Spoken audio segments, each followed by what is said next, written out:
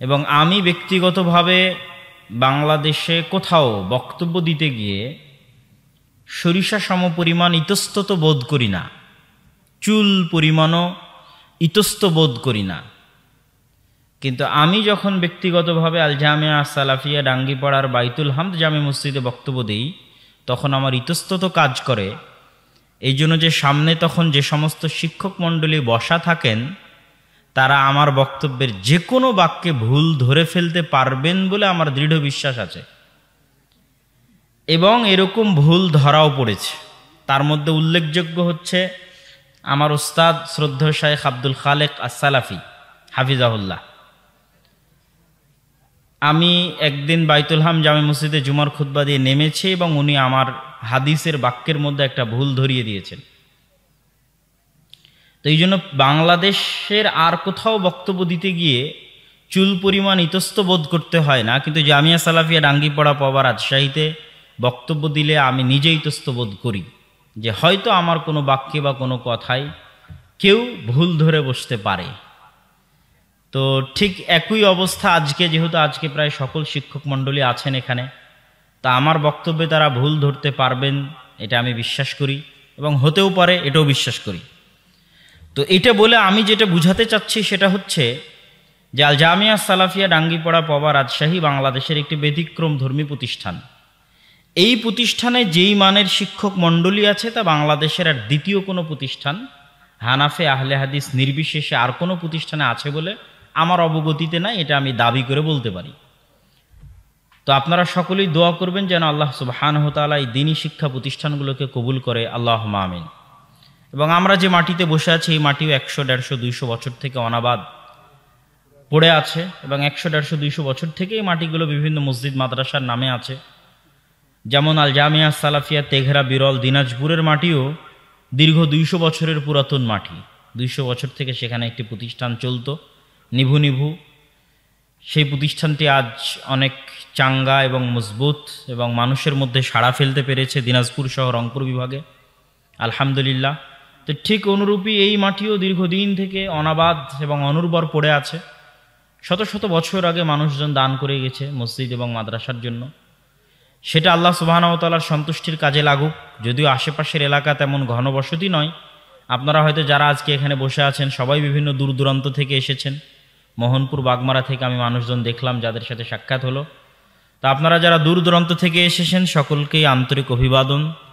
আল্লাহ আপনাদের এই আশাকে কবুল করুক, আল্লাহুম্মা আমিন। আজকে আমার বক্তব্যের সংক্ষিপ্ত বিষয়বস্তু আল্লাহ সুবহানাহু ওয়া তাআলার কয়েকটি নামের কয়েকটি গুণাবলীর ব্যাখ্যা। আমরা আল্লাহ সুবহানাহু ওয়া তাআলার আনুগত্য এবং আল্লাহ সুবহানাহু ওয়া তাআলার ইবাদত থেকে দূরে থাকি আল্লাহ সুবহানাহু ওয়া তাআলাকে না জানতে না চিনতে পারার কারণে। আল্লাহ সুবহানাহু ওয়া তাআলাকে জানা এবং চিনা এটিও একটি ইবাদতের অংশ, এবং যে আল্লাহ সুবহানাহু ওয়া তাআলাকে যত ভালোভাবে জানবে সে আল্লাহ সুবহানাহু ওয়া তাআলার ইবাদত করে তত বেশি শান্তি, তত বেশি মনোযোগ, তত বেশি আগ্রহ ইবাদতে ধরে রাখতে পারবে, যেটাকে আমরা পারিভাষিক নাম দিয়েছি ইহসান। আল্লাহর নবী ইহসান কি? যে তুমি আল্লাহ সুবহানাহু ওয়া তাআলার ইবাদত করবে যেন তুমি তাকে দেখছো। ফাইন লাম তাকুন তারাহ ফাইন্নাহু ইয়ারাক। যদি এই পর্যায়ে পৌঁছতে না পারো তাহলে এমনভাবে ইবাদত করো যেন আল্লাহ তোমাকে দেখছে। তো এই বাক্যটার ব্যাখ্যা এটাই যে আল্লাহ সুবহানাহু ওয়া তাআলাকে যত ভালোভাবে জানবে এবং বুঝবে, আল্লাহর সাথে তার সম্পর্ক এবং যোগাযোগটা এত বেশি হবে যেন সে আল্লাহকে দেখতে পাচ্ছে। এবং যখন সে আল্লাহ সুবহানাহু ওয়া তাআলাকে দেখতে পাবে এই পর্যায়ে তার বিশ্বাস চলে যাবে, এই পর্যায়ে তার ইয়াকিন চলে যাবে, এই পর্যায়ে তার ঈমান চলে যাবে যে আল্লাহ সম্পর্কে তার জ্ঞানের মাত্রা এত বেশি যে সে যেন আল্লাহ সুবহানাহু ওয়া তাআলাকে দেখছে। তখন আমি যেমন বড় ব্যক্তির সামনে কোনো কাজ করতে ইতস্ত বোধ করি, আপনারা যেমন করেন, ঠিক আল্লাহর কোনো বান্দা আল্লাহকে দেখতে দেখতে পাচ্ছে এমত অবস্থায় সে যখন ইবাদত করবে, দুনিয়াতে চলবে, তখন তার পুরো পরিবেশটাই পাল্টে যাবে, এমনভাবে পরিবর্তন হয়ে যাবে যে আর এক হাদিসে রাসূলুল্লাহ সাল্লাল্লাহু আলাইহি ওয়াসাল্লাম বলছেন যে আমি ওই বান্দার হাত হয়ে যাই, আমি ওই বান্দার পা হয়ে যাই, আমি ওই বান্দার দৃষ্টি শক্তি হয়ে যাই, আমি ওই বান্দার শ্রবণ শক্তি হয়ে যাই। এইভাবে মানুষ আল্লাহ সুবহানাহু ওয়া তাআলার নিকটবর্তী হয়ে যায়। তো এই যে আল্লাহ সুবহানাহু ওয়া তাআলা সম্পর্কে জানা এবং জ্ঞান অর্জন করা, তার নাম এবং গুণাবলী, এটার ক্ষমতা, এটার শক্তি, এটার পাওয়ার, আমরা কয়েকটি জায়গা থেকে উদাহরণ দিলে সারমর্ম আপনাদের সামনে পেশ করতে পারবো। তার মধ্যে অন্যতম একটি উদাহরণ হচ্ছে সূরা ইখলাস। রাসূলুল্লাহ সাল্লাল্লাহু আলাইহি ওয়াসাল্লাম বলেছেন, কেউ যদি সূরা ইখলাস পাঠ করে তাহলে সূরা ইখলাস তা'দিলু সুলুসাল কোরআন, পবিত্র কোরআনের 3 ভাগের 1 ভাগ হচ্ছে সূরা ইখলাস, তথা সূরা ইখলাস 3 বার পাঠ করলে পরিপূর্ণ কোরআন একবার পাঠ করার সমান নেকি পাওয়া যাবে। বলেন আল্লাহু আকবার। অথচ সূরা ইখলাস 2 লাইনের ছোট্ট সূরা। এই সূরার মধ্যে না আল্লাহ সুবহানাহু ওয়া তাআলা তার গতানুগতিক স্বভাব অনুযায়ী না মানুষের উপর তার নেয়ামতের বর্ণনা দিয়েছেন, না অতীতের ইতিহাস বর্ণনা করেছেন, না জান্নাত এবং জাহান্নামের বর্ণনা দিয়েছেন। এই পুরো 2 লাইনের ছোট্ট সূরায় আল্লাহ সুবহানাহু ওয়া তাআলা শুধু তার নিজের পরিচয় দিয়েছেন, তার গুণ বলেছেন। তো তার গুণ এবং তার নামের পাওয়ার এটাই যে শুধু তার গুণাবলী এবং নাম থাকার কারণে ছোট্ট সূরা 3 বার পড়লে কোরআন একবার পড়ার সমান হয়ে যাবে। এটা আল্লাহ সুবহানাহু ওয়া তাআলার নামের বরকত, গুণের বরকত। কুল হুয়াল্লাহু আহাদ আল্লাহুস সামাদ লাম ইয়ালিদ ওয়া লাম ইউলাদ ওয়া লাম ইয়াকুল লাহু কুফুয়ান আহাদ। এই প্রত্যেকটিতেই আল্লাহ সুবহানাহু ওয়া তাআলার গুণ বলা হয়েছে। ঠিক তেমনি রাসূলুল্লাহ সাল্লাল্লাহু আলাইহি ওয়াসাল্লাম বলেছেন যে কেউ যদি আয়াতুল কুরসি পাঠ করে দুবুরা কুল্লি সালাতিন, প্রত্যেক ফরজ সালাতের পরে, তাহলে জান্নাতে যেতে তাকে কোনো কিছুই বাধা দিবে না ইল্লাল মাউত, তার মৃত্যু ব্যতীত। কেউ যদি 5 ওয়াক্ত সালাতের পরে নিয়মিত সূরা আয়াতুল কুরসি, সূরা বাকারার আয়াতুল কুরসি পাঠ করে, তাহলে সে জান্নাতে গেছেই, এখনো যায়নি এই জন্য যে সে মারা যায়নি। আল্লাহু আকবার। এই আয়াতুল কুরসির শুরু থেকে নিয়ে শেষ পর্যন্ত আল্লাহ সুবহানাহু ওয়া তাআলা শুধু তার নাম এবং তার গুণাবলী বর্ণনা করেছেন। আল্লাহু লা ইলাহা ইল্লা হুয়াল হাইয়ুল কাইয়্যুম। আল্লাহ কে তোমরা জানো? আল্লাহর পরিচয় লা ইলাহা ইল্লাহু, যিনি ব্যতীত ইবাদতের যোগ্য কোনো মাবুদ, কোনো ইলাহ নেই। তিনি কে জানো? আল হাই আল কাইয়্যুম, চিরঞ্জীব, চিরস্থায়ী, যার কোনো মৃত্যু নাই, যার কোনো ধ্বংস নাই। পৃথিবীতে অবস্থান করা প্রতিটি জিনিসের মৃত্যু আছে এবং ধ্বংস আছে। লা তাখুযুহু সিনাতুন ওয়ালা নাওম। আল্লাহ কে জানো? যাকে তোমাদের মতো তন্দ্রা, নিদ্রা, ক্লান্তি স্পর্শ করে না। কোনো মানুষকে বলো বিনা ঘুমে 1 সপ্তাহ, 1 মাস, 1 বছর কাটিয়ে দিতে, মানুষের পক্ষে সম্ভব নয়। কোনো মানুষকে বলো ক্লান্তিবিহীন টানা কাজ করে যেতে, করতেই থাকছে, মানুষের পক্ষে সম্ভব নয়। তথা মানুষ মুখাপেক্ষী, মানুষ দুর্বল। ইন্নাল ইনসানা খুলিকা হালুআ, মানুষকে দুর্বল করে সৃষ্টি করা হয়েছে। কিন্তু আল্লাহ সুবহানাহু ওয়া তাআলা এগুলো সকল কিছু থেকে তিনি অমুখাপেক্ষী, তথা তিনি এগুলো কোনোটারই মুখাপেক্ষী নন। এগুলো আল্লাহর গুণ। মান যাল্লাযী ইয়াশফাউ ইনদাহু ইল্লা বিইযনিহি, এমন কি কেউ আছে পৃথিবীতে ক্ষমতাশালী, দাপটওয়ালা, বিত্তশালী, টাকা পয়সাওয়ালা, বড় নেতা, বড় এমপি, বড় মন্ত্রী, বিশ্বের শাসক, দেশের শাসক, মান যাল্লাযী ইয়াশফাউ ইনদাহু ইল্লা বিইজনিহি, যার ক্ষমতা আছে, যার সাহস আছে যে আল্লাহর সামনে দাঁড়িয়ে কথা বলবে আল্লাহর অনুমতি ছাড়া? এটা আল্লাহর চ্যালেঞ্জ। আল্লাহ এই চ্যালেঞ্জ আয়াতুল কুরসির মধ্যে দিচ্ছেন।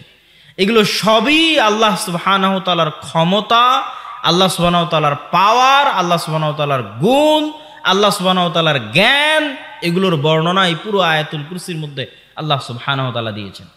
এই জন্য আয়াতুল কুরসির এত ফজিলত, এই জন্য আয়াতুল কুরসির এত ক্ষমতা, এই জন্য আয়াতুল কুরসির এত পাওয়ার।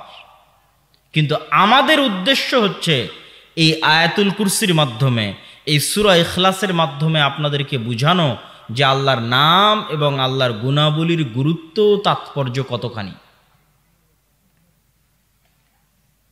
সম্মানিত উপস্থিতি, এই জন্য রাসূলুল্লাহ সাল্লাল্লাহু আলাইহি ওয়াসাল্লাম বলেছেন, আন আবি হুরায়রা রাদিয়াল্লাহু তাআলা আনহু আন্নাহু ক্বাল, আবু হুরায়রা রাদিয়াল্লাহু তাআলা আনহু থেকে বর্ণিত, তিনি বলেন রাসূল সাল্লাল্লাহু আলাইহি ওয়াসাল্লাম বলেছেন, ইন্না লিল্লাহ 99 আসমা মান আহসাহা দাখালাল জান্নাহ। তোমরা জেনে রাখো আল্লাহর 99টি নাম রয়েছে, কেউ যদি এই 99টি নাম আয়ত্ত করে নেয় সে জান্নাতে চলে গেছে। আল্লাহু আকবার। বুখারীর হাদিস, সহিহ হাদিস। আল্লাহ সুবহানাহু ওয়া তাআলার নাম এবং গুণাবলী আয়ত্ত করার ফজিলত। আয়ত্ত করা মানে কি? আমি মুখস্থ করা বলিনি। অনুবাদের মধ্যে যদি আপনারা খেয়াল করে থাকেন তাহলে আমি বলিনি যে কেউ 99টি নাম মুখস্থ করে নিল, কেননা আরবিতেও হিফজ শব্দটা ব্যবহার করা নাই। আরবিতেও বলা আছে আহসাহা, ঘিরে নিল চারিদিক থেকে, কোন একটা জিনিস থেকে চারিদিক থেকে ঘিরে নিল। মান আহসাহা, এই পুরো 99টি নামকে যে আয়ত্ত করলো, ইবনুল কাইয়িম রাহিমাহুল্লাহ লিখছেন যে এই আল ইহসা, আল্লাহর নামেকে আয়ত্ত করা, মুখস্থ করা, যেটাই বলি, এটার কয়েকটি ব্যাখ্যা আছে যে কিভাবে আমরা আল্লাহ সুবহানাহু ওয়া তাআলার নামের ইবাদত করব। আল্লাহ সুবহানাহু ওয়া তাআলার নামের ইবাদত করতে গিয়ে ইবনুল কাইয়িম রাহিমাহুল্লাহ বলেছেন, এক, আমরা এই নামগুলো দিয়ে আল্লাহ সুবহানাহু ওয়া তাআলার নিকটে দোয়া করব। ওয়ালিল্লাহিল আসমাউল হুসনা ফাদউহু বিহা, আল্লাহ সুবহানাহু ওয়া তাআলার সুন্দর গুণাবলী সম্পন্ন নাম রয়েছে, তোমরা এই নাম দিয়ে আল্লাহ সুবহানাহু ওয়া তাআলাকে ডাকো। এটা হলো একটা ইবাদত, যে আল্লাহ সুবহানাহু ওয়া তাআলাকে ডাকতে হবে এই নামগুলো ব্যবহারের মাধ্যমে। দ্বিতীয় ইবাদত, যেটা থেকে আমরা গাফেল, কেউ আপনাকে এই ছোট্ট সূক্ষ্ম জিনিসটা ধরিয়ে দিবে না, সেটা হচ্ছে আল্লাহর গুণে গুণান্বিত হওয়া যায়, আল্লাহর রঙে রঙিন হওয়া যায়। আল্লাহর যে সমস্ত গুণ মানুষের জন্য অর্জন করা অসম্ভব, সেগুলোর কথা বলছি না। যেমন মানুষের জন্য অসম্ভব আল হাই আল কাইয়ুম হওয়া, যে মানুষ চিরঞ্জীব, চিরস্থায়ী পৃথিবীতে থাকবে, এটা অসম্ভব। কিন্তু আল্লাহর বহু গুণ আছে যা অর্জন করার মানুষ চেষ্টা করতে পারে। আল্লাহর গুণ হচ্ছে গফুরুর রহিম, আল্লাহ ক্ষমাশীল, দয়ালু। আপনি কি দয়ালু এবং ক্ষমাশীল হতে পারবেন না পারবেন না? কথা বলতে হবে, পারবেন না পারবেন না? পারবেন। আল্লাহ সুবহানাহু ওয়া তাআলার একটা গুণ হচ্ছে আলিম, জ্ঞানী। আপনি কি জ্ঞানী হতে পারবেন না পারবেন না? পারবেন। তো আল্লাহ সুবহানাহু ওয়া তাআলার যে গুণগুলো নিজেদের মধ্যে আনা সম্ভব, সেই গুণগুলো অর্জনের চেষ্টা করাও ইবাদত, আল্লাহর রঙে রঙিন হওয়া। এবং এর যেটা সবচেয়ে বড় ফজিলত, যে মানুষের মধ্যে আল্লাহর যেই গুণের বহিঃপ্রকাশ যত বেশি হবে, আল্লাহর ওই গুণের বহিঃপ্রকাশ ওই মানুষের উপরে তত বেশি হবে। যেমন আপনি যত বেশি মানুষকে ক্ষমা করবেন, আল্লাহ সুবহানাহু ওয়া তাআলা আপনাকে তত বেশি ক্ষমা করবে। আপনি যত বেশি পরিমাণে মানুষের উপর দয়া করবেন, তাহলে আল্লাহর একটি গুণের বহিঃপ্রকাশ আপনার মধ্যে দেখা যাচ্ছে, দয়া। তো আল্লাহর ওই গুণ, দয়ার বহিঃপ্রকাশ আপনার উপর ঘটবে তার চেয়েও বেশি আকারে, বেশিভাবে। আর আপনার দয়া তো সীমিত, লিমিটেড। আল্লাহ সুবহানাহু ওয়া তাআলা যদি আপনার দয়া করা দেখে খুশি হয়ে আল্লাহ দয়া করেন, তাহলে আল্লাহ সুবহানাহু ওয়া তাআলার দয়া হচ্ছে আনলিমিটেড, যার সাথে কোনো কিছুর তুলনা সম্ভব নয়। এই জন্য রাসূলুল্লাহ সাল্লাল্লাহু আলাইহি ওয়াসাল্লাম বলেছেন, ইরহামু মান ফিল আরদি ইয়ারহামুকুম মান ফিস সামা। তোমরা আল্লাহর দয়া পেতে চাও, তাহলে দুনিয়াতে যারা আছে তাদের উপর তোমরা দয়া করো। দুনিয়াবাসীর উপর যদি তোমরা দয়া করো, আল্লাহ তোমাদের উপর দয়া করবে। কিন্তু আমাদের চরিত্র সম্পূর্ণ উল্টা। আমরা সকাল সন্ধ্যা আল্লাহকে বলছি, আল্লাহ আপনি ক্ষমা করেন, কিন্তু আমার অফিসের অধীনস্থ কর্মচারী ভুল করলে আমি তাকে ক্ষমা করতে পারছি না। আমার স্ত্রী ভুল করলে আমি তাকে ক্ষমা করতে পারছি না। আমার বাড়ির কাজের লোক ভুল করলে আমি তাকে ক্ষমা করতে পারছি না। যেখানে আমি মানুষকে ক্ষমা করতে পারছি না, সেখানে কোন লজ্জায়, কোন শরমে আমি আল্লাহর কাছে ক্ষমা চাই যে আল্লাহ আমার অপরাধকে ক্ষমা করে দিবে? যেখানে আমি আমার বাড়ি থেকে প্রতিদিন ফকির এবং মিসকিনকে তাড়িয়ে দিচ্ছি, অসহায় মানুষের প্রতি দয়া দেখাতে পারছি না, সেখানে কোন লজ্জায় আমি চাই যে আল্লাহ আমার প্রতি দয়া করবেন? আল্লাহর একটি গুণ আছে, আর রাজ্জাক। আপনি যত বেশি মানুষকে রিজিক দিবেন, আল্লাহ আপনার রাজ্জাক গুণের বহিঃপ্রকাশ আপনার উপর তত বেশি আকারে ঘটাবে। আপনি যদি মানুষকে রিজিক দিতে কার্পণ্য করেন, তো আল্লাহ আপনাকে রিজিক দিতে কার্পণ্য করবে। কিন্তু আপনার রিজিক দেওয়া সীমাবদ্ধ, আর আল্লাহর রিজিক দেওয়া আনলিমিটেড। সম্মানিত উপস্থিতি, আমি আমার বক্তব্য দীর্ঘায়িত না করে সংক্ষিপ্তভাবে আল্লাহ সুবহানাহু ওয়া তাআলার 4টি নামের ব্যাখ্যা করে আমি আমার বক্তব্যের শেষের দিকে যাওয়ার চেষ্টা করব ইনশাআল্লাহুল আজিজ।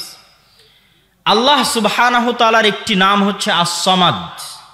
আর আমার ছোট্ট গবেষণায় আমি বুঝেছি, ইসমে আজম বলতে যা বুঝায় সেটাই আস-সামাদ। এই জন্য যে ইসমে আজম নামে যত দোয়া আছে, ওই প্রতিটি দোয়ার মূল অংশটা হচ্ছে আস-সামাদ। দ্বিতীয়ত, এই আস-সামাদ নাম আল্লাহ সুবহানাহু ওয়া তাআলা পবিত্র কোরআনে একবারই ব্যবহার করেছেন, সূরা ইখলাসের মধ্যে, আস-সামাদ। তৃতীয়ত, আস-সামাদ নামের উচ্চারণ তার হায়বাত এবং তার প্রভাবের প্রমাণ বহন করে, সামাদ নামটার উচ্চারণই।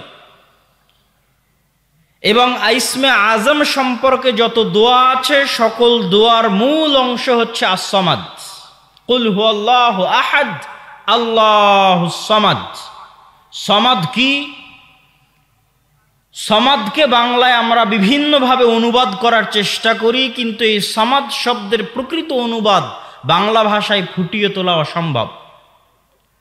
আমরা সর্বোচ্চ এতদূর লিখতে পারি বাংলায় যে অমুখাপেক্ষী, এতদূর লিখতে পারি, কিন্তু এটা দিয়ে আস-সামাদ নামের পরিপূর্ণ অর্থ ফুটে ওঠে না। আস-সামাদ নামের অর্থের দুটো দিক আছে। এক, আল্লাহ নিজে অমুখাপেক্ষী। দুই, আল্লাহ ব্যতীত বাকি সবাই আল্লাহর মুখাপেক্ষী। এই দুটো দিক একসাথে আস-সামাদের অনুবাদে ফুটিয়ে তোলা যায় না। কিন্তু আস-সামাদের অর্থ হচ্ছে আল্লাহ অমুখাপেক্ষী, কিন্তু আল্লাহ ব্যতীত পৃথিবীতে আর যা কিছু আছে এরা সবাই মুখাপেক্ষী। বনি আদমও মুখাপেক্ষী, এবং বনি আদম আল্লাহর মুখাপেক্ষী সকাল সন্ধ্যায়। আল্লাহ সুবহানাহু তাআলার দ্বিতীয় নাম আমরা সংক্ষিপ্ত করে ব্যাখ্যা করে যাচ্ছি। আল্লাহ সুবহানাহু তাআলার দ্বিতীয় নাম হচ্ছে আল ওয়াকিল। আল্লাহ সুবহানাহু ওয়া তাআলা পবিত্র কোরআন মাজিদে বহু জায়গায় ওয়াকিল শব্দটা ব্যবহার করেছেন এবং আল্লাহকে ওয়াকিল হিসেবে ধরতে বলেছেন। আমরা ওয়াকিলকে বাংলায় বানিয়ে নিয়েছি উকিল। উকিল শব্দটা পরিপূর্ণ আরবি শব্দ। তাহলে কোর্টে আমরা উকিল কেন ধরি? কোর্টে আমরা উকিল এই জন্য ধরি, আমি যেই কাজটা করতে পারবো না, আমার পক্ষ থেকে সেই কাজটা করার দায়িত্ব আমি উকিলকে দিয়েছি। মানুষ চাইলে নিজেই নিজের মামলা আদালতে গিয়ে লড়তে পারে, এটা আমরা অনেকেই জানি না। আপনার নামে কেস হয়েছে, আপনি নিজেই আপনার উকিল হয়ে, মানে আপনার দায়িত্ব নিয়ে আপনি জজের সামনে দাঁড়িয়ে আপনার মামলা লড়তে পারবেন, কোনো বাধা নাই আইনি। কিন্তু আমরা যেহেতু আইন বুঝি না, এই জন্য আমরা একজন উকিলকে দায়িত্ব দিই, ভাই আপনি আমার পক্ষ হয়ে মামলাটা লড়বেন। তো আল্লাহ সুবহানাহু ওয়া তাআলা কোরআন মাজিদে আমাদের কি বলছে? রব্বুল মাশরিকি ওয়াল মাগরিব লা ইলাহা ইল্লাহু ফাত্তাখিযহু ওয়াকিলা। আল্লাহ হচ্ছেন পূর্বের রব, পশ্চিমের রব। পূর্ব এবং পশ্চিমের রব আল্লাহ। লা ইলাহা ইল্লাহু, আল্লাহ ব্যতীত ইবাদতের যোগ্য প্রকৃত সত্য কোনো মাবুদ নাই।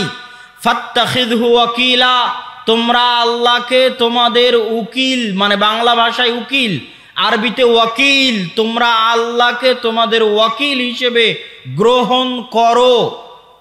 আল্লাহর আদেশ পবিত্র কোরআনে যে আল্লাহ আমাদের বলছে যেন আমরা আল্লাহ সুবহানাহু ওয়া তাআলাকে ওয়াকিল হিসেবে গ্রহণ করি। কিন্তু আমরা তো আদালতে মামলায় গিয়ে বুঝি যে উকিল হচ্ছে এই, তাহলে আল্লাহকে ওয়াকিল হিসেবে গ্রহণ করার অর্থ কি? এবং ওয়াকিল নাম থেকে নির্গত শব্দ হচ্ছে তাওয়াক্কুল। যত জায়গায় আল্লাহ সুবহানাহু তাআলা তাওয়াক্কুল করার কথা বলেছেন, তত জায়গায় অর্থ এটাই যে ওয়াতাওয়াক্কাল আলাল আজিজির রহিম, তোমরা পরাক্রমশালী দয়ালু আল্লাহকে তোমাদের উকিল বানাও, মানে দায়িত্ব দিয়ে নির্ভর হয়ে যাও। ওয়াতাওয়াক্কাল, ভরসা করো, মানে দায়িত্ব দিয়ে নির্ভর হয়ে যাও, তোমার দায়িত্ব দাও, দিয়ে নির্ভর হও। তো এই আদেশের রহস্য কি? কেন আল্লাহ সুবহানাহু ওয়া তাআলা আমাদের বলছেন যে আমরা আল্লাহকে দায়িত্ব দিব?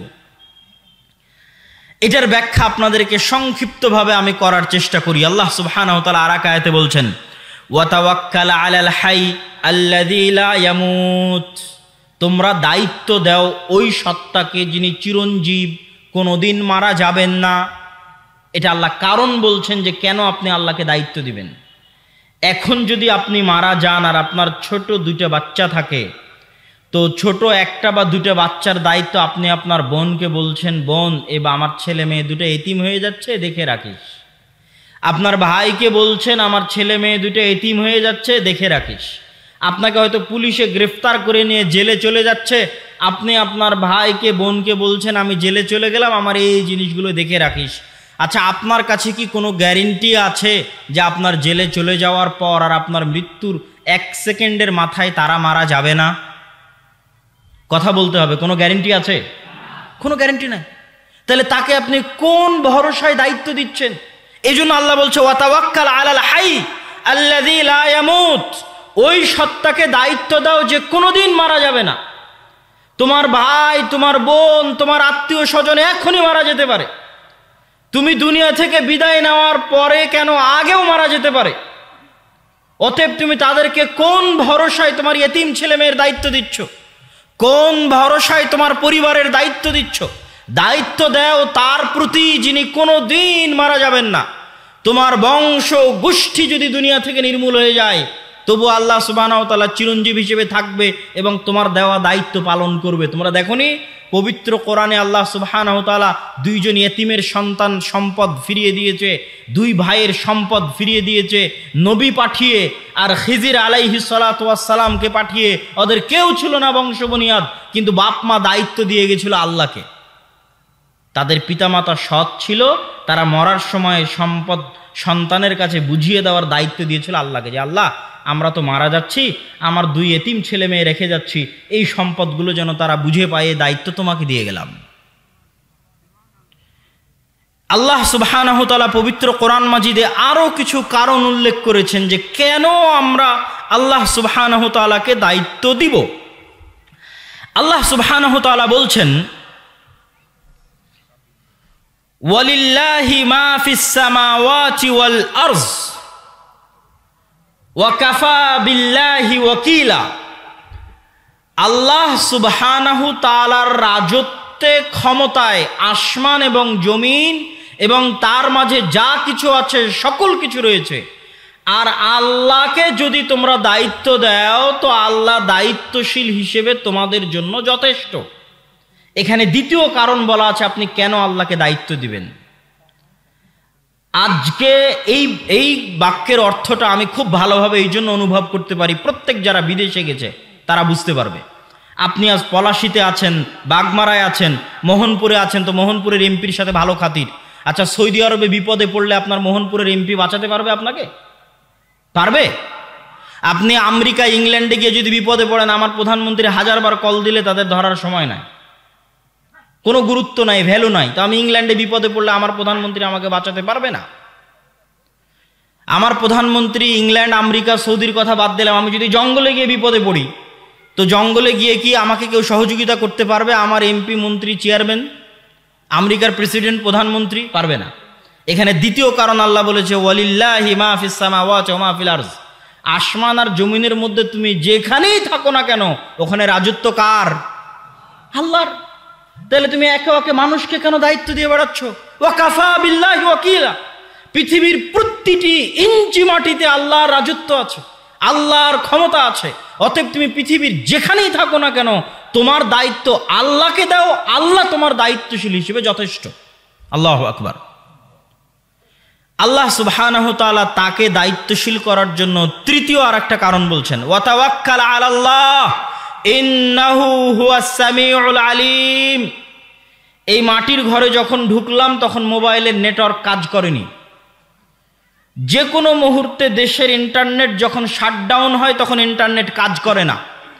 গাজার মানুষ যখন গাজায় সীমাবদ্ধ, পানির লাইন বন্ধ করে দিয়েছে, বিদ্যুতের লাইন বন্ধ করে দিয়েছে, ইন্টারনেট বন্ধ করে দিয়েছে, নেটওয়ার্ক বন্ধ করে দিয়েছে, তাহলে পৃথিবীর নাই। এই জন্য আল্লাহ বলছে ওয়া তাওয়াক্কাল আলাল্লাহ ইন্নাহু হুয়াস সামিউল আলিম। পৃথিবীর সকল নেটওয়ার্ক যখন বিচ্ছিন্ন হয়ে যাবে, পৃথিবীর সকল ইন্টারনেট যখন শাটডাউন হয়ে যাবে, পৃথিবীর সকল মানুষ থেকে যখন তুমি বিচ্ছিন্ন হয়ে যাবে, ওয়া তাওয়াক্কাল আলাল্লাহ, তখনও আল্লাহ তোমাকে শুনতে পাচ্ছে এবং দেখতে পাচ্ছে। আল্লাহু আকবার। তখনও তুমি ওই মরুভূমিতে বসে, ওই গাজা শহরে বসে, ওই জঙ্গলে বসে, ওই দ্বীপে বসে আল্লাহকে ডাকতে পারো, আল্লাহকে তোমার দায়িত্ব দিতে পারো। ওয়া তাওয়াক্কাল আলাল্লাহ। অতএব দায়িত্বশীল হিসেবে আল্লাহ যথেষ্ট, আল্লাহকে দায়িত্ব দাও। সম্মানিত উপস্থিতি, আল্লাহ সুবহানাহু ওয়া তাআলাকে দায়িত্ব দেওয়ার ক্ষেত্রে এরকম বহু আয়াত আল্লাহ সুবহানাহু ওয়া তাআলা পবিত্র কোরআন মাজিদে বলেছে, যার একটা কথা আপনারা সবসময় বলে থাকেন, হাসবুনাল্লাহ ওয়া নি'মাল ওয়াকিল। আমাদের জন্য আল্লাহ সুবহানাহু ওয়া তাআলাই যথেষ্ট, নি'মাল ওয়াকিল, তিনি সর্বোত্তম দায়িত্বশীল। নি'মাল মাওলা ওয়া নি'মান নাসির, সর্বোত্তম অভিভাবক এবং সর্বোত্তম সাহায্যকারী। এজন্য আজকে এই নাম থেকে শিখে গিয়ে বাড়ি থেকে বের হবেন, ছেলে মেয়েকে রেখে যাবেন, ছেলে মেয়েকে স্কুলে পাঠাবেন, সফরে বিদায় দিবেন, প্রত্যেক জায়গায় কাকে দায়িত্ব দিবেন? সবার আগে বলেন তো, একটু জোরে বলেন, কাকে দায়িত্ব দিবেন? আল্লাহ। আস্তাউদিউকুমুল্লাহ, আপনার দায়িত্ব আমি আল্লাহকে দিয়ে দিলাম। আপনি ছেলে মেয়েকে স্কুলে দিয়ে এসেছেন, বাসায় রেখে গেছেন, যত আত্মীয় স্বজন আছে তারাও আপনার সাথে মুনাফিকি করতে পারে, তারাও আপনাকে ধোঁকা দিতে পারে। কত চিটাগাংয়ের কিছুদিনের আগের সংবাদ, যে সবচেয়ে বিশ্বস্ত ছিল সেই ওই ছোট্ট মেয়েটাকে জবাই করেছে, জবাই করে সমুদ্রের ধারে ফেলে দিয়ে আসছে। দুনিয়ার কোনো মানুষকে আপনি বিশ্বাস করতে পারবেন না, কিন্তু আল্লাহকে বিশ্বাস করতে পারবেন। এই জন্য সর্বদা মনে রাখতে হবে, প্রত্যেক ধাপে আপনি অন্তরের অন্তরস্থল থেকে আপনার পরিপূর্ণ দায়িত্ব আল্লাহর উপর দিয়ে দেন, এবং আল্লাহ সুবহানাহু ওয়া তাআলা দায়িত্বশীল হিসেবে যথেষ্ট। আল্লাহ সুবহানাহু ওয়া তাআলার আরেকটি নাম লতীফ। লতীফ শব্দের অর্থ হচ্ছে সূক্ষ্মদর্শী। সূক্ষ্মদর্শীর দুটো অর্থ। আল্লাহ যে সূক্ষ্মদর্শী তার দুটো অর্থ। এক, আল্লাহ আমাদের অন্তরের কথা সূক্ষ্মভাবে পড়তে পারেন এবং বুঝেন। লতীফুম বিযাতিস সুদূর। পৃথিবীতে কোনো মানুষের অন্তর হুবহু অনুভব করতে পারে না। আপনার বাপ মাকে আপনি যেই পরিমাণ ভালোবাসেন, আপনার স্ত্রীর অন্তরে ওই ভালোবাসা কপি পেস্ট করে দিতে পারবেন না। এটা কম্পিউটারের সফটওয়্যার নয় যে কপি করে পেস্ট করে দিলেন তাহলে আপনি যেমন ভালোবাসছেন আপনার বাপ মাকে আপনার স্ত্রীও তেমন ভালোবাসবে, এটা হয় না। পৃথিবীতে এই টেকনোলজি, এই সফটওয়্যার নাই। তাহলে আপনি যখন খুব দুঃখে, তখন আপনার দুঃখ হুবহু বুঝতে পারার মতো দুনিয়াতে কেউ নাই। আর আপনি যখন খুব আনন্দে, তখন আপনার খুশি হুবহু বুঝতে পারার মতো দুনিয়াতে কেউ নাই। তাহলে দুনিয়ার প্রতিটা মানুষ একক, তার সুখ এবং তার দুঃখ নিয়ে একক। সে যখন কঠিন বিপদে তখন একক। আপনার স্ত্রী আপনার বিপদ বুঝতে পারবে না, আপনার মতো করে অনুভব করতে পারবে না, আপনার বাপ আপনার মতো করে অনুভব করতে পারবে না। কিন্তু লতীফুম বিযাতি সুদূর, একমাত্র হুবহু আপনার মতো করে অনুভব করতে পারবে কে বলেন তো? আল্লাহ। মানে আপনি যেই পরিমাণ কষ্টে আছেন হুবহু ওই কষ্ট ওইভাবে অনুভব করতে পারবেন একমাত্র আল্লাহ। ওই আনন্দ, ওই খুশি হুবহু ওইভাবে একমাত্র অনুভব করতে পারবেন আল্লাহ। এটা গেল একটা অর্থ যে আল্লাহ হচ্ছেন লতীফ, সূক্ষ্মদর্শী। দ্বিতীয় আর একটা অর্থ, আল্লাহ সুবহানাহু তাআলা যদি কোনো কাজ পৃথিবীতে করতে চান তাহলে তিনি সূক্ষ্মভাবে করেন। আল্লাহ সুবহানাহু তাআলা কোনো কাজ হুমজিক্যালি, হঠাৎ, ইনস্ট্যান্ট আল্লাহ সুবহানাহু তাআলা কোনো পদক্ষেপ গ্রহণ করেন না। আচ্ছা, ইউসুফ আলাইহিস সালাতু ওয়াস সালাম যখন 7 বছর জেলে, তখন আল্লাহ কি ফেরেশতা পাঠিয়ে জেলের দেওয়াল ভেঙে ইউসুফ আলাইহিস সালামকে বের করতে পারেন না? পারেন না? পারেন। যেটা আল্লাহ সুবহানাহু তাআলার কাছে কিছুই না। যখন ফেরাউন অত্যাচার করছে 300-400 বছর বনি ইসরাইলের ওপর, তো আল্লাহ কি ফেরাউনকে মৃত্যু দিতে পারে না? পারে না? পারে না? পারে। কিন্তু আল্লাহ সুবহানাহু ওয়া তাআলার কোনো পদক্ষেপ ইনস্ট্যান্ট নয়, সাথে সাথে নয়।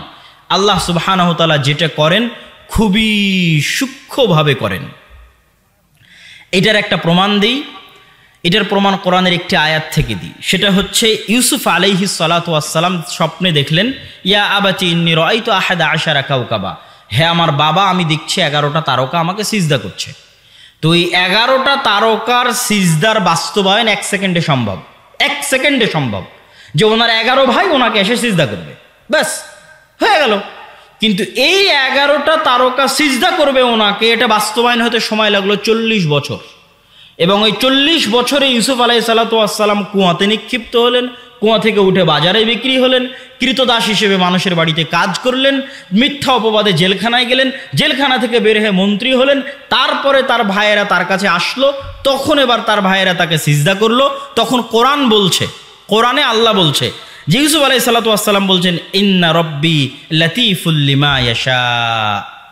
এই যে আমার ভাই 11 ভাই আমাকে সিজদা করলো, এটা হচ্ছে ওই স্বপ্নের ব্যাখ্যা। হাদা তা'বিল রুইয়া, আমার স্বপ্নের ব্যাখ্যা।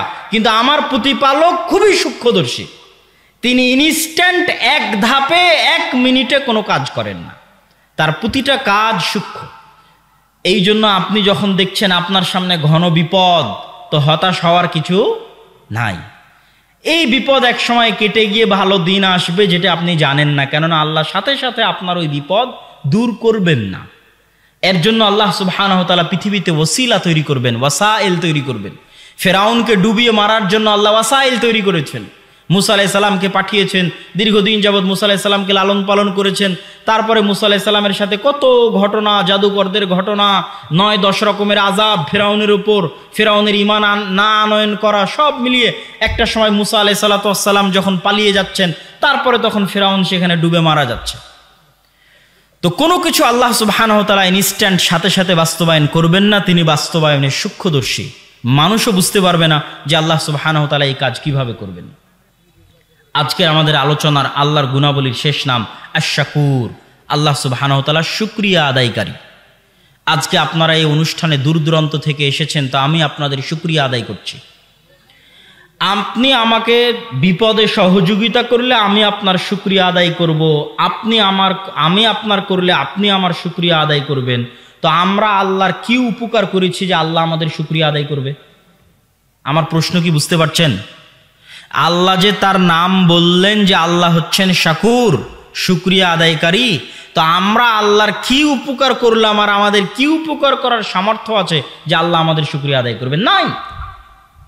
আমাদেরকে আল্লাহ সুবহানাহু ওয়া তাআলার নিকটে কোনো উপকার পৌঁছানোরও সামর্থ্য নাই, কোনো ক্ষতি পৌঁছানোরও সামর্থ্য নাই। তাহলে আল্লাহ শুকরিয়া আদায় করবেন কিসের? আল্লাহ শুকরিয়া আদায় করবেন আমরা দুনিয়াতে থাকা আল্লাহর বান্দাদের যে সহযোগিতা করব ওটার কথা মনে হয় বুঝতে পারেননি। আল্লাহ পৃথিবীর এই লজিকটা আমাদের লজিকের বাইরের ভিন্ন লজিক। আমাদের দুনিয়ার লজিক হচ্ছে আমি তাকে সহযোগিতা করেছি তো সে আমার শুকরিয়া আদায় করবে। আল্লাহ বলছে না, তুমি তার থেকে শুকরিয়া আদায়ের আশা রাখিও না। আমি ওয়াদাবদ্ধ তোমার সাথে, তুমি বনি আদমের সহযোগিতা করো, বনি আদম তোমার সহযোগিতার নিমক হারামি করুক, বনি আদম তোমার সহযোগিতার উল্টা প্রতিদান দিক, বনি আদম তোমার সহযোগিতার বিপরীতে তোমাকে লাথি দিক, এই চিন্তা করে তোমরা কাউকে সহযোগিতা করিও না যে আমি পাল্টা তার কাছ থেকে ধন্যবাদ এবং ভালো ব্যবহার পাবো। তোমরা আমার ওয়াদা শুনে রাখো যে তোমরা মানুষকে সহযোগিতা করো, আমি তোমাদের শুকরিয়া আদায়কারী। আল্লাহু আকবার। এই জন্য ওই মহিলা যখন পতিতালয়ের মহিলা যখন কুকুরকে পানি পান করালো, দুনিয়ার লজিকে শুকরিয়া হচ্ছে কুকুর ওই মহিলার আনুগত্য করবে এবং করেও। কুকুর তার মনিব যে তাকে সহযোগিতা করবে, যে তাকে খাওয়াবে, তারও আনুগত্য করবে। কিন্তু আল্লাহর লজিক হচ্ছে যে এই মহিলা যেহেতু আল্লাহর একটা সৃষ্টিজীবকে সহযোগিতা করলো, তো এখন এই মহিলার শুকরিয়া আদায় কে করবে? আর আল্লাহর শুকরিয়া আদায়ের কোনো লিমিট আছে? কোনো লিমিট নাই। তো আল্লাহ শুকরিয়া আদায় স্বরূপ বললেন তোমার সব গুনাহ ক্ষমা, তুমি জান্নাতে। আল্লাহু আকবার। এই জন্য কখনো আত্মীয় স্বজন, ভাই বোন, পাড়া প্রতিবেশী কারো প্রতি অন্তরে সংকীর্ণতা রেখে সহযোগিতা থেকে বিরত থাকবেন না। আপনি সহযোগিতা করবেন, আপনার শুকরিয়া আদায় করবে আল্লাহ। আর মানুষের শুকরিয়া সীমাবদ্ধ। মানুষের শুকরিয়া নিয়ে কি করবেন? মানুষ 100 টাকা দিয়ে শুকরিয়া আদায় করবে, 500 টাকা দিয়ে শুকরিয়া আদায় করবে, আর আল্লাহ সুবহানাহু ওয়া তাআলা কিভাবে আপনার শুকরিয়া আদায় করবে আপনি নিজেও জানেন না। সুতরাং আল্লাহর শুকরিয়ার আশায়, আল্লাহর কাছ থেকে প্রতিদান পাবেন এই আশায় মানুষকে সহযোগিতা করতে হবে।